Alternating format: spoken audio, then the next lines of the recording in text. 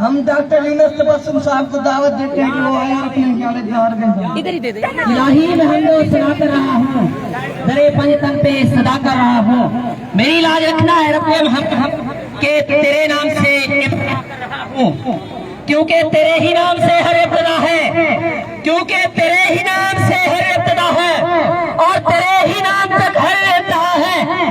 تیری شان الحمدللہ کہ تو میرے محمد کا خدا ہے۔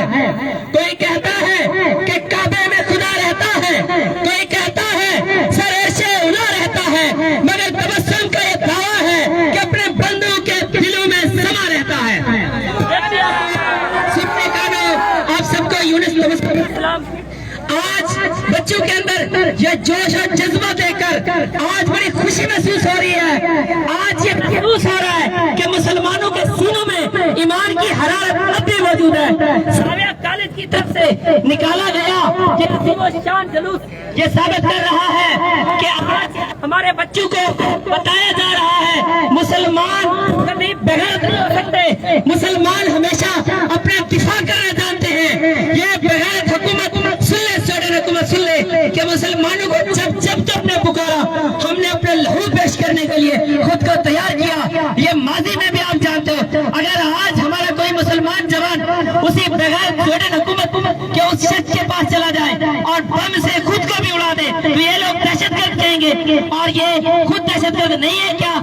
یہ جب دل کرتا ہے ہمارے اسلام کے اوپر انگلیاں اٹھاتے ہیں، ہمارے آقا کریم کی ذات پر انگلیاں اٹھاتے ہیں۔ ان خبیثوں کو یہ نہیں پتا کہ ہمارے دلوں میں بستے ہیں۔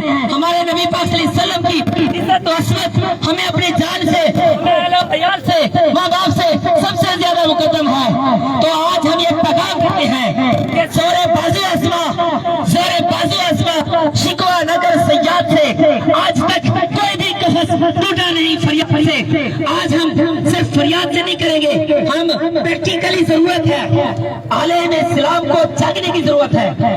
50 سے زیادہ اسلامی ملک کیا سو رہے ہیں؟ کیا پتا کہ ہمارے قرآن پاک کی حرمت کے ساتھ کیا کیا جا رہا ہے؟ تو اس کے دفاع کے لیے ہر حد تک جائیں گے۔ آج اگر ہماری حکومت خواب غفلت میں سو رہی ہے تو ہمارے عوام یہ بغیرت نہیں ہو سکتے، یہ اپنے سینوں میں، یہ اپنے سروں پہ کفن باندھنے کو تیار ہیں۔ آج ہم سوڈن حکومت کے خلاف حکومت سے مطالبہ کرتے ہیں کہ آج آپ بھرپور اس کے خلاف ایکشن لیں، اور سوڈن حکومت کے خلاف یہ کیا آپ نے یہ کروز میزائل بابر کوری، آپ نے اتنے سارے شاہین ابابیل یہ میزائل لے رکھے ہیں، یہ کیا کسی کی شادیوں پہ پٹاخے چلانے کے لیے رکھے ہوئے ہیں؟ یا آپ کم از کم آنکھیں تو دکھاؤ یار، ایک ایٹم بم رکھنے والا ملک اور کیوں اتنا خاموش ہے؟